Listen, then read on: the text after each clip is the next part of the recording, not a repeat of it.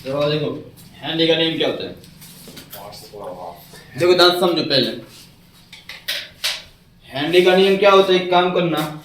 ये हेनरी का नियम जो है ना सिंपल डिपेंड है द्रव गैस विलयन पे। द्रव प्लस गैस, द्रव प्लस गैस। और द्रव प्लस गैस का मतलब जिसमें द्रव विलायक है, द्रव क्या है विलायक, और गैस क्या गैस क्या है। ये बोल रहे हैं कि किसी भी द्रव पदार्थ को स्थिर ताप पर, स्थिर मतलब कोई तापमान नहीं, एकदम तापमान का मान कम नहीं होना चाहिए, नहीं तो एकदम ज्यादा होना चाहिए। ऐसा रहना चाहिए कि जो ये द्रव पदार्थ है उबल सके। क्या हो सके बाबू, उबल सके। क्या हो सके, उबल सके। तो वही बात, स्थिर ताप पर जब किसी गैस को द्रव विलायक में मिलाते हैं, तो क्या होगा आप ही सोच लीजिए। क्या होगा आप ही सोचिए। जब किसी गैस को स्थिर ताप पर द्रव विलायक में मिलाओगे तो क्या होगा, द्रविलियन बनेगा। विलयन तो बनेगा, वो सब जानता है, लेकिन वाष्प में कुछ मात्रा में, वाष्प जो होता है वाष्प की मात्रा और इसका भी होगा, दोनों का होगा। मैंने कल ऑप्शन शुद्ध पानी वाला दिया था। कोई द्रव पदार्थ है, उस पे से गैस होता है, वाष्प गैस में तो गैस जाता है, उसके सतह पे क्या डालता है, दाब डालता है। जितनी ज्यादा गैस होगी उतना ज्यादा क्या करेगा, दाब डालेगा। जितनी ज्यादा अनेक दाब लगेगा। क्या होता है, उस जो ये द्रव पदार्थ होगा इसकी सतह पर क्या लगता है, दाब लगता है। क्या लगता है, दाब लगता है। और यह दाब डिपेंड किस पे होगा, गैस की मात्रा पर। जितनी ज्यादा मैं गैस दूंगा, जितनी ज्यादा इसमें गैस डालूंगा, जितना ज्यादा इस द्रव में गैस डालूंगा, उतना ज्यादा इस द्रव पदार्थ के सतह पर क्या लगेगा, दाब लगेगा। क्या लगेगा। हेनरी ने बताया है कि हेनरी के नियम के अनुसार किसी द्रव पदार्थ में गैस की विलेयता तो गैस की विलेयता उस द्रव पदार्थ के वाष्प दाब के, उस द्रव पदार्थ पर गैस का वाष्प दाब कौन लगाएगा, गैस से लगाएगा ना। उस द्रव पदार्थ पर गैस का वाष्प दाब के समानुपाती होता है। अब बात है कि गैस की मात्रा को नापे कैसे, तो मापते बाबू मोलेंस में। किसमें नापते हैं, मोलेंस में। किसमें नापते हैं, जिसको हम एम से दिखाएंगे। किससे दिखाएंगे, तो ये जो एम होगा वो सेम पे डिपेंड होगा किसमें, अपने वाष्प दाब। किससे डिपेंड होगा, जितना ज्यादा गैस मिलाएंगे उतना ज्यादा वाष्प दाब होगा। पी क्या है, वाष्प दाब है। पी क्या है, किसका, गैस का वाष्प दाब। गैस का एम क्या है, गैस की मात्रा। और ये वाष्प दाब तब है जब स्थिर ताप पर कोई द्रव पदार्थ क्या हो रहा है, उबल रहा है। साम्यावस्था में। किस अवस्था में, साम्यावस्था ही कहा गया है। साम्यावस्था का मतलब होता है जब कोई द्रव पदार्थ ऐसा तापमान, जब कोई द्रव पदार्थ उबलने लगता है, क्या करता है, उबलने लगता है, तो उसको बोलते हैं साम्यावस्था। क्या बोलते हैं, साम्यावस्था। ठीक है, साम्यावस्था। ठीक है, जब कोई क्या करता है, किसी तापमान में कोई द्रव पदार्थ क्या होता है, उबलने लगता है, उसको क्या बोलते हैं, साम्यावस्था। क्या बोलते हैं, साम्यावस्था। तो आने के आपके यही को बोलते हैं हम लोग हेनरी का नियम। क्या बोलते हैं, बहुत सिंपल। ठीक है, तो अब क्या कहते हैं, बराबर आपको पता है हटाना पड़ेगा, बराबर को आपको हटाना पड़ेगा। तो हेनरी का नियतांक क्या आएगा, तो नियतांक को के से दिखाते हैं, नियतांक को, और हेनरी का नियम एच के एच के एक नियतांक है, गुणे में पी है, तो यह हो जाएगा इसका वर्ग, जहां के एच क्या है, नियतांक। हाँ, हेनरी का नियतांक।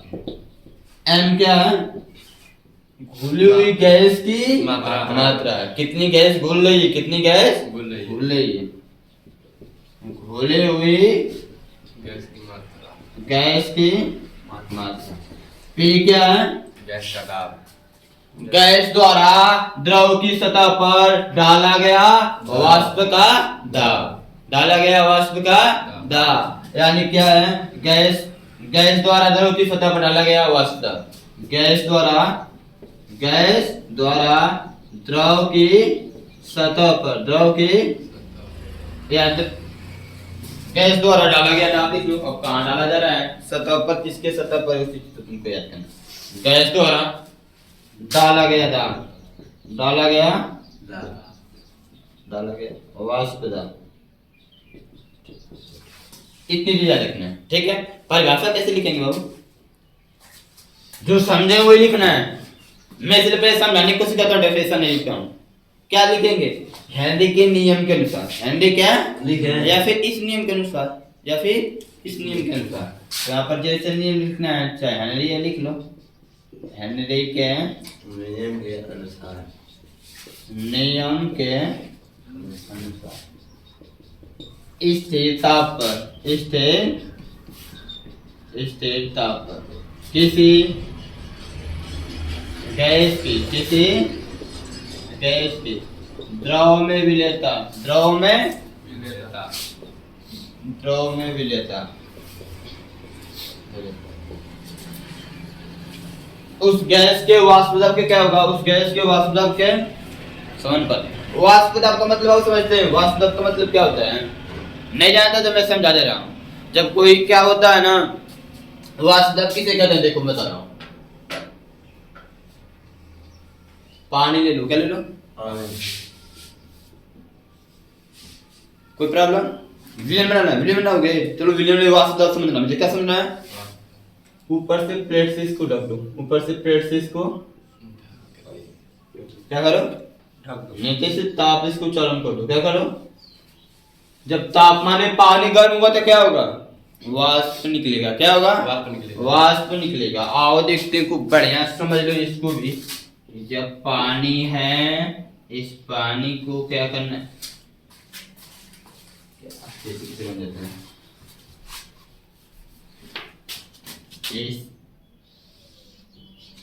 इसमें पानी क्या है? जब इसको ताप दोगे तो ये पानी से क्या होगा? कुछ गैस है निकल जाएगी, कुछ गैस है। और ये ढका है प्लेट से, किससे बाबू? प्लेट से।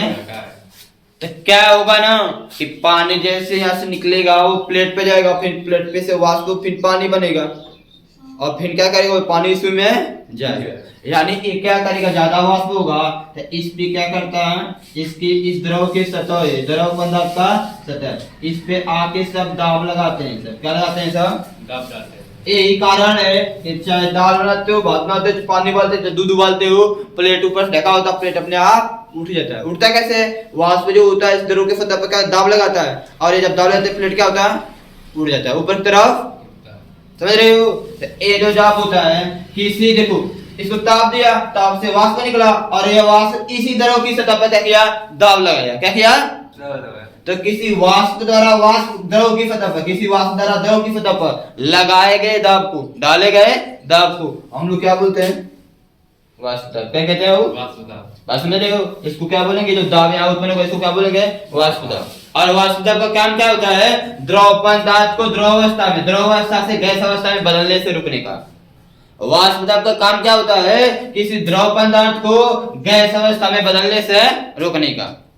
यानी कि क्या होगा? प्लेट है, गैस अवस्था में कैसी अवस्था में जाएगा? सारा गैस फिर मिलकर फिर द्रव पानी बनता है, और फिर पानी फिर पानी में पानी मिलता है, तो रुकता है कि नहीं? बदलने से रुक रहा है कि नहीं रुक रहा है? तो वही चीज है, वाष्प दाब का काम होता है द्रव पदार्थ को गैस अवस्था में बदलने से रोकने का। तो अब वाष्प दाब समझे कि नहीं समझे? तो इस नियम के अनुसार क्या लिखे बाबू? किसी गैस के द्रव में विलेयता जो होता है, किसी द्रव के विलेयता जो होता है, गैस के वाष्प दाब के समानुपाती होता है, समानुपाती होता है। ठीक है, समानुपाती होता है। वाष्प दाब क्या है? वाष्प दाब क्या है? वाष्प दाब का मतलब आपको समझा दिया। एक नियतांक है तो आपको मान देता है, तो नियतांक होता है, नियतांक का मान तो क्वेश्चन खुद देता है। m का मान कितनी गैस घुली है, अब उसकी मात्रा देगा, भार दे दिया, तो भार तो मोलस निकालना जानते हैं, कैसे निकालते हैं? मोलस निकालना भी पढ़ कर आ जाए, मोलस निकालना ही पड़ेगा आपको, समझ रहे हैं ना? मोल निकालना है, क्या निकालना है? मोल अंश निकालना है, मोल अंश। मोल अंश बराबर क्या होता है? जब विलेय का निकालते हैं, विलेय का मोलों की संख्या बेटा में विलयन की मोलों की संख्या निकालते हैं। तो इतना करना होगा। अब यहाँ पर क्या करना है? माना क्या चीज? घुली हुई गैस की मात्रा m, घुली हुई गैस की मात्रा m तथा गैस द्वारा द्रव की सतह पर लगाया गया वाष्प दाब P है। क्या है? तो यहाँ माना घोली हुई गैस की मात्रा m है तथा इसके द्वारा लगाया गया वाष्प दाब P है तो ठीक है ये सब लोग लेना। एक फिगर आपको क्या आपको समझने के लिए किसके लिए बनाया हूँ, ठीक है। आपकी इच्छा बनाने वाले बढ़िया से बना लेंगे, नहीं तो कोई दिक्कत नहीं है। ये हो गया आपका हेनरी का नियम। क्या हो गया? हेनरी का नोट 1 में टूकना था। ये आपको पहले पीछे लिखवाऊंगा, वास्तव के बारे में भी लिखवाऊंगा, ठीक है ना। अभी हम ना के हेनरी का नियम को समझे कि नहीं समझे लिखो। अब देखो सुनो, हेनरी का नियम पता है कि ये ताप तो होगा, बट आपको कुछ यहाँ याद रखना है। याद क्या रखना है? देखते जाओ समझते जाओ, याद क्या रखना है। देखो ये हेडिंग का नाम ही है, हेनरी के नियम की सीमाएं। हेनरी के नियम की हेनरी का नियम बहुत निम्न ताप पर लागू नहीं होता है। बहुत ज्यादा कम रहेगा या फिर बहुत ज्यादा रहेगा तब लागू नहीं होगा, ठीक है। ताप का माने तुम कम कर दोगे तो पानी उबलेगा नहीं उबलता है। अब उबलेगा नहीं तो वाष्प निकले, उबलेगा अजी एकांत तापमान है तो 30 डिग्री से 40 डिग्री सेल्सियस में कि नहीं है, ताला में पानी का नहीं उबल रहा है। सोचना चाहिए आपको ना, ऐसे कि तू बोल सके 100 डिग्री सेल्सियस से कम तापमान पे पानी नहीं उबलता है कभी। उबलने का वाष्प निकल सके, उसमें निकलता है क्या? निकलता है, मुझे दिखाई देता है, उसमें कोई दाब लगता है, बहुत कम कर दोगे। अबे 30-40 में निकलेगा, थोड़ा बहुत वाष्प निकलता है, धीरे-धीरे पानी खत्म होता है। 30 के जगह 15 कर दे, 5 कर दे, 6 कर दे, तब अबे ठंडी में होता है, आदमी कांपने खुद लगता है। उसकी बात थोड़ी हो रही है, देखो गैस की बात हो रही है। अरे तो हेनरी का नियम बहुत कम ताप पर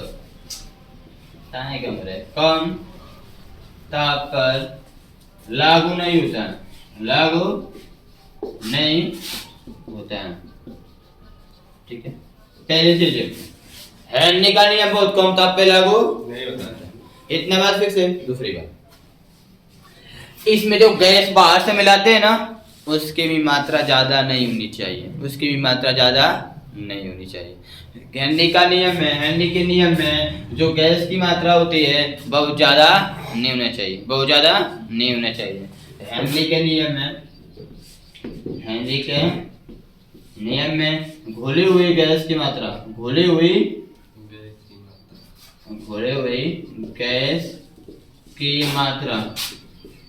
बहुत अधिक नहीं होनी चाहिए। सर मैक्सिमम कितनी होनी चाहिए? बहुत अधिक नहीं होनी चाहिए। मैक्सिमम कितना होना चाहिए? कम का मतलब है जैसे कि एक गैस, 2 गैस बता रहे हैं, जैसे 1 लीटर पानी, 1 लीटर पानी। अब इसमें कितना गैस मिला सकते हैं? बहुत कम, 2 मोल 3 मोल बहुत कम मिलते हैं। बहुत विलायक के अपेक्षा बहुत कम मात्रा में। यदि विलायक अपने आप को समझ लो 96-95% इतना हो सकते हैं। ऐसे जो गैस मिलाते हैं इसकी मात्रा 1% 2% होगी, 1% 2% 3%।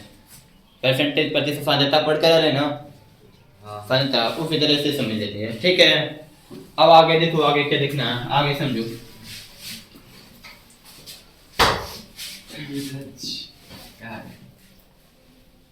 ठीक है।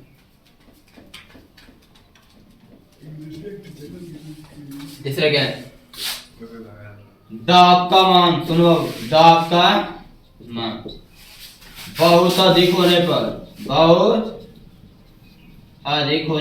अब बात है, एक काम करना, जब गैस की मात्रा तुम ज्यादा नहीं मिला सकते हो तो दाब भी तो ज्यादा नहीं उत्पन्न होगी। समझ सकते हो ना? जब गैस तुम ज्यादा नहीं मिलाओगे तो दाब भी ज्यादा तो उत्पन्न नहीं होगा। अरे गैस ज्यादा मिलाएंगे तो गैस भी, देखो गैस की मात्रा पर डिपेंड है वाष्प दाब। जितना ज्यादा गैस मिलाएंगे उतना ज्यादा क्या होगा, वाष्प दाब। जब गैस की मात्रा ही कम होगी तो वाष्प दाब भी क्या होगा, कम होगा। यानी कि दाब का मान बहुत अधिक, जब गैस की मात्रा कम नहीं हो सकती, गैस की मात्रा बहुत, क्या लिखे, यानी के नियम के अनुसार कम ताप पे घुली हुई गैस की मात्रा कम होती है, घुली हुई गैस की मात्रा, तो वाष्प दाब भी कम होगा ना, यानी कि वाष्प दाब ज्यादा नहीं हो सकता, ज्यादा नहीं हो सकता। तो वाष्प दाब का मान बहुत अधिक होने पर भी यह लागू नहीं होता, यह लागू नहीं होता। आने के मैं आपको समझा देता हूँ। देखो गैस तो मान लिया कम मिला दिया, लेकिन ताप को अधिक कर दो, ताप को अधिक, तो जो द्रवपदार्थ पदार्थ होगा और उबलेगा और ज्यादा वाष्प निकलेगा, तो दाब तो अधिक ही होगा, नहीं होगा, उसका भी द्रव पदार्थ का भी वाष्प होगा, गैस का भी वाष्प होगा, दोनों का वाष्प होगा कि नहीं होगा, तो वाष्प दाब भी और अधिक नहीं लगेगा। तो वाष्प दाब ज्यादा नहीं होना चाहिए, ज्यादा, इसलिए अपन ताप पर भी लगा, देखो बहुत कम ताप पे नहीं लागू होता है और बहुत ज्यादा पर भी नहीं होगा, बहुत स्थिर होता है। क्या होता है, इसलिए कहता है स्थिर या फिर निश्चित ताप पर, स्थिर या फिर निश्चित ताप पर। बहुत ज्यादा तापमान नहीं चाहिए ना, तो बहुत कम होना चाहिए, यानी जितना 200-300 डिग्री सेल्सियस कर इतना नहीं, बहुत ज्यादा तापमान करेंगे तो उबलेगा ज्यादा, तो वाष्प ज्यादा निकलेगा, वाष्प ज्यादा निकलेगा, तो दाब ज्यादा हो जाएगा, दाब ज्यादा हो जाएगा। ठीक है, इतना फाइनल। आगे देखो चौथा